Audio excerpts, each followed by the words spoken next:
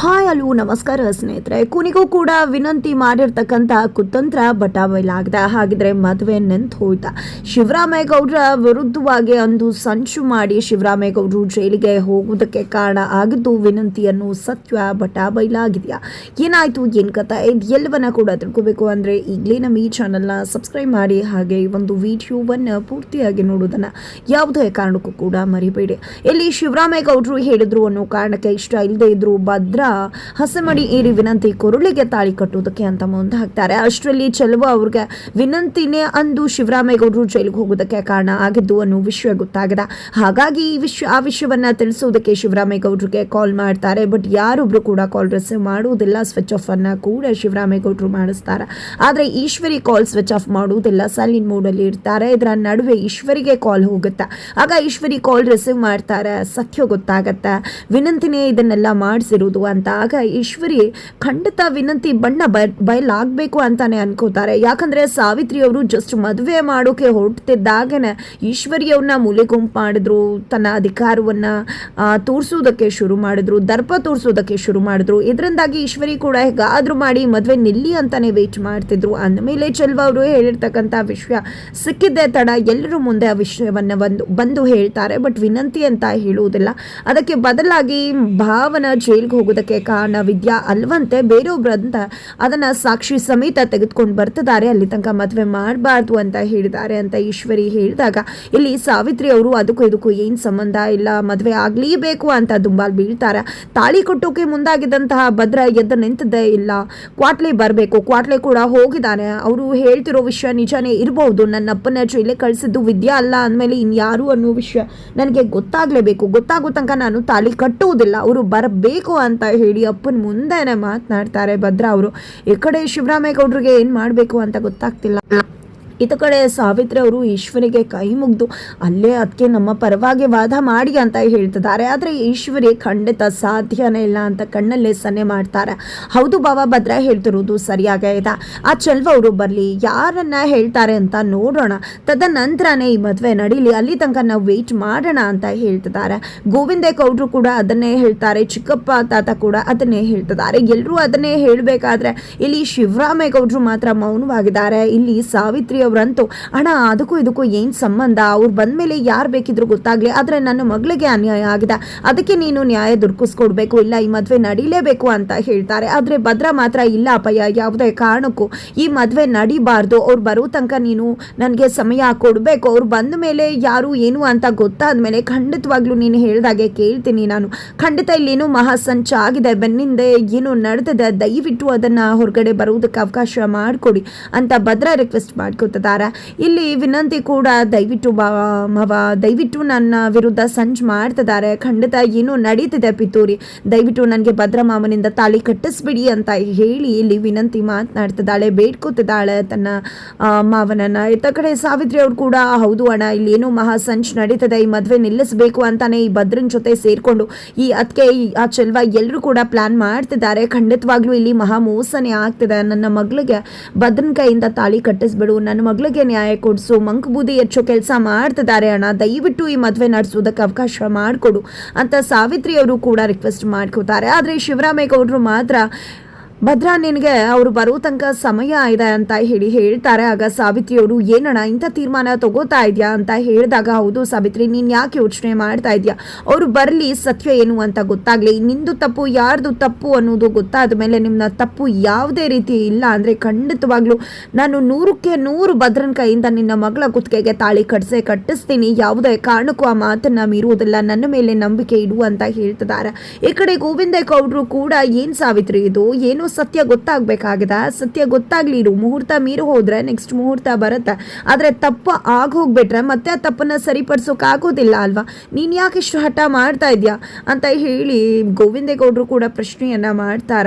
ಇಲ್ಲಿ ಶಿವರಾಮೇಗೌಡರು ಕೂಡ ಇಲ್ಲಿ 3 ಜನರ ಜೀವನ ಅಡಗಿದೆ, ಯಾವುದೇ ಕಾರಣಕ್ಕೂ ಯಾರಿಗೂ ಅನ್ಯಾಯ ಆಗ್ಬಾರ್ದು, ಆ ಹುಡುಗಿ ಮಾಡಿಲ್ಲ ಅಂದಮೇಲೆ ಬೇರೆ ಯಾರು ಮಾಡಿದ್ದಾರೆ ಅಂತ ಹೇಳ್ತಿದಾರಲ್ವಾ, ಅದ್ಯಾರು ಅಂತ ಗೊತ್ತಾಗ್ಲಿ, ಅಲ್ಲಿವರೆಗೂ ನೀನ್ ಸುಮ್ನಿರು ಅಂತ ಹೇಳಿ ಶಿವರಾಮೇಗೌಡರು ಸಾವಿತ್ರಿಗೆ ತಿಳಿಸ್ತಾರೆ. ಆದರೆ ಇಲ್ಲಿ ಸಾವಿತ್ರಿ ಅಂತೂ ಇಲ್ಲ.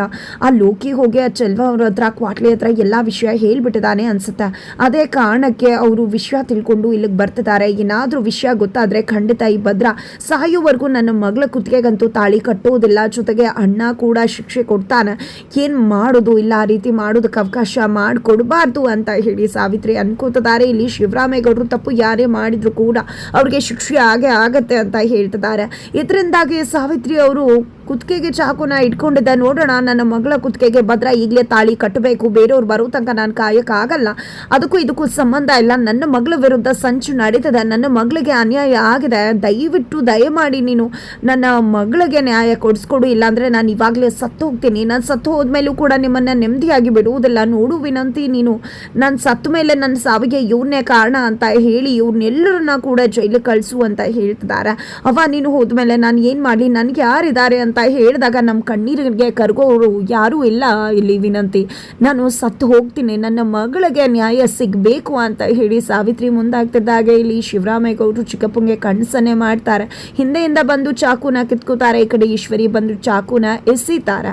ಈ ಕಡೆ ಸಾವಿತ್ರಿ, ಏನು ತಲೆ ಕೆಟ್ಟಿದ್ಯಾ ನಿನಗೆ, ನೀನೇನು ತಪ್ಪು ಮಾಡಿಲ್ಲ ತಾನೆ, ತಪ್ಪು ಮಾಡಿಲ್ಲ ಅಂದಮೇಲೆ ನೀನು ಯಾಕೆ ಹೆದರ್ಕೋತಾ ಇದೆಯಾ, ಸುಮ್ಮನಿರು, ಬರ್ತಾರೆ, ಸತ್ಯ ಹೇಳ್ತಾರೆ, ಸತ್ಯ ಯಾವ್ದು ಸುಳ್ಳು ಅನ್ನೋದು ಗೊತ್ತಾಗುತ್ತೆ ತಾನೆ, ಅಲ್ಲಿ ತನಕ ಕಾಯ್ತಾ ಇರು ಅಂತ ಹೇಳಿ ಈಶ್ವರಿ ಹೇಳ್ತಾರೆ. ಅಷ್ಟರಲ್ಲಿ ಇಲ್ಲಿ ಸುಮಂಗಲಿ ಪೂಜೆ ಮುಗ್ದಿರತ್ತೆ. ಎಲ್ಲರೂ ಕೂಡ ವಿದ್ಯಾಗೆ ಆಶೀರ್ವಾದ ಮಾಡಿ ಹೋಗಿರ್ತಾರೆ. ಮೋನಾ ಮತ್ತು ಅಜ್ಜಿಯವರು ಕೂಡ, ನೋಡಮ್ಮ ಎಷ್ಟು ಚೆನ್ನಾಗಿ ಸುಮಂಗಲಿ ಪೂಜೆ ಮಾಡಿದೆ, ಖಂಡಿತ ದೇವಿ ನಿನಗೆ ಅನುಗ್ರಹವನ್ನು ಕೊಟ್ಟೇ ಕೊಡ್ತಾರೆ, ಒಳ್ಳೆ ರೀತಿಯಲ್ಲಿ ಪೂಜೆ ಮಾಡಿದೆ ಅಂದಮೇಲೆ ಖಂಡಿತ ನಿನ್ನ ಮಾಂಗಲ್ಯ ಭಾಗ್ಯ ಕಟ್ಟಿಯಾಗಿರುತ್ತೆ, ಎಲ್ಲವೂ ಕೂಡ ಒಳ್ಳೆಯದಾಗತ್ತೆ ಅಂತ ಹೇಳಿ ಅವರು ಕೂಡ ಆಶೀರ್ವಾದ ಮಾಡ್ತಾರೆ. ಅಷ್ಟರಲ್ಲಿ ಚೆಲ್ವ ಅವರು ಹಾಗೆ ವಿದ್ಯಾ ತಾಯಿ ಎಲ್ಲರೂ ಕೂಡ ಬರ್ತಾರೆ.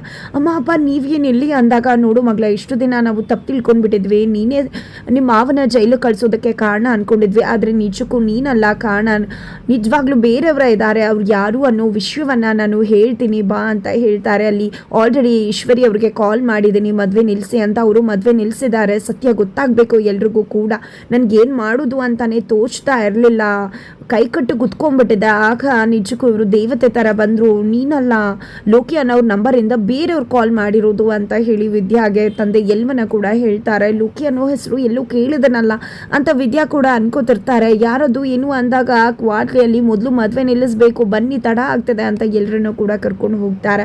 ಕೊನೆಗೂ ಕೂಡ ಇಲ್ಲಿ ಚೆಲ್ವರು ಬಂದೇ ಬಿಡ್ತಾರೆ. ದಯವಿಟ್ಟು ಕ್ಷಮಿಸಿ ನಿಮ್ಮನ್ನು ತಡ ಮಾಡಿಸೋದಕ್ಕೆ, ನಿಜಕ್ಕೂ ನನ್ನ ಮಗಳು ಯಾವುದೇ ರೀತಿ ತಪ್ಪು ಮಾಡಿಲ್ಲ ಅಂತಿದ್ರೆ, ಹಾಗಿದ್ರೆ ಇಷ್ಟು ದಿನ ನೀನೇ ಹೇಳ್ತಿದ್ಯಲ್ಲ ನನ್ನ ಮಗಳೇ ತಪ್ಪು ಮಾಡಿರೋದು ಅಂತ ನೀನೇ ಒಪ್ಕೊಂಡಿದ್ಯಲ್ಲ ಅಂತ ಈಶ್ವರಿ ಹೇಳ್ತಾರೆ.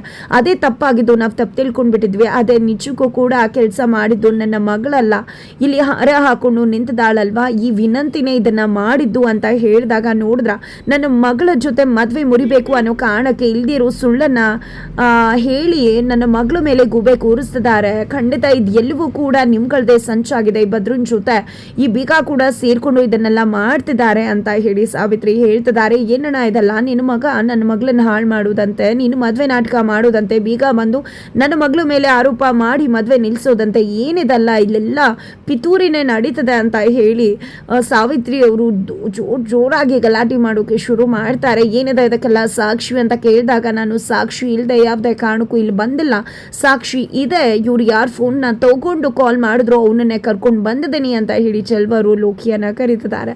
ಹಾಗಿದ್ರೆ ಕೊನೆಗೂ ಕೂಡ ಇಲ್ಲಿ ವಿನಂತಿ ಸಾವಿತ್ರಿಯ ಬಂಡವಾಳ ಬಯಲಾಗ್ತದೆ. ಜೈಲ್ ಕಳ್ಸೋದಕ್ಕೇನೋ ವಿನಂತಿ ಕಾರಣ ಆದ್ರು, ಆದ್ರೆ ಇಲ್ಲಿ ನೀನೋ ನಡೆದಿದೆ ಭದ್ರನ್ ಜೊತೆ ಅಂತ ಹೇಳಿ ಸಾವಿತ್ರಿ ಹೇಳ್ತಿರೋದ್ರಿಂದ ಜೈಲಿಗೆ ಕಳಿಸೋ ವಿಷಯನ ಬಿಟ್ಟು ವಿನಂತಿಗೆ ಅನ್ಯಾಯ ಆಗಿದೆ, ಅದಕ್ಕೆ ನ್ಯಾಯ ದೊರಕಿಸ್ಕೊಡ್ಬೇಕು ಅನ್ನೋ ರೀತಿಯಲ್ಲಿ ಇಲ್ಲಿ ಸಾವಿತ್ರಿ ಪ್ಲೇಟ್ ಚೇಂಜ್ ಮಾಡಿ ಆ ಒಂದು ವಿಷಯವಾಗಿ ನ್ಯಾಯ ಬೇಕು ಅಂತ ಕೇಳುವುದಕ್ಕೆ ಮುಂದಾಗ್ತಿದ್ದಾರೆ.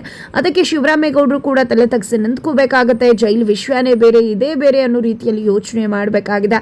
ಇಲ್ಲಿ ಭದ್ರ ಖಂಡಿತ ನನಗೆ ವಿಷಯ ಗೊತ್ತಾಗಲೇಬೇಕು, ಅಂದಿನ ರಾತ್ರಿ ಏನು ನಡೀತು ಅನ್ನೋವರೆಗೂ ನಾನು ತಾಳಿ ಕಟ್ಟಲ್ಲ ಅಂತ ಕೂಡ ಇಲ್ಲಿ ಭದ್ರ ಹೇಳ್ತಿದ್ದಾರೆ. ಅದಕ್ಕಿನ್ನೂ ಕೂಡ ಕ್ಲಾರಿಟಿ ಸಿಗ್ತಿಲ್ಲ. ಹಾಗಿದ್ರೆ ಇಲ್ಲಿ ವಿನಂತಿ ಕೂಡಲಿಗೆ ಮತ್ತೆ ಭದ್ರ ತಾಳಿ ಕಟ್ಟುವ ಸಮಯ ಬರತ್ತಾ, ಅಥವಾ ಒಂದು ಕೇಕ್ ವಿಷಯ ಕೂಡ ಬಯಲಾಗುದ್ರ ಜೊತೆಗೆ ವಿನಂತಿ ಸಾವಿತ್ರಿಗೆ ಮನೆಯಿಂದ ಗೇಟ್ ಪಾಸ್ ಸಿಗುತ್ತಾ, ಜೈಲ್ ಪಾಲಾಗಬೇಕಾಗತ್ತಾ ಇಬ್ರು ಕೂಡ, ಏನಾಗತ್ತೆ ಇದು ಎಲ್ಲವನ್ನ ಕೂಡ ತಿಳ್ಕೋಬೇಕು ಅಂದ್ರೆ ಮುಂದಿನ ವೀಡಿಯೋಗೆ ವೇಟ್ ಮಾಡೋದನ್ನ ಯಾವುದೇ ಕಾರಣಕ್ಕೂ ಕೂಡ ಮರಿಬೇಡಿ.